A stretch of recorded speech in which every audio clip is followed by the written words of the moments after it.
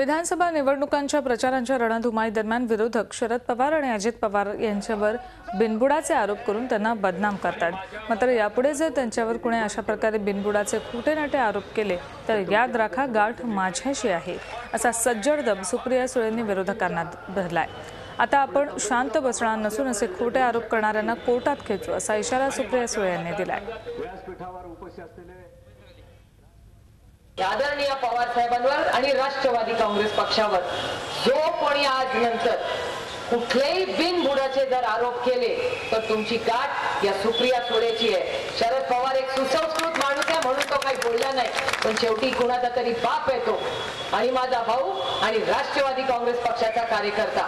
कोणाच्याही विरोधात यानंतर तुम्ही बुडाचे आरोप केले तर तुम्ही बघा, मी तर कोर्टातच खेचणार आहे। सगळ्यांना पास झालंय या सगळ्यांच्या।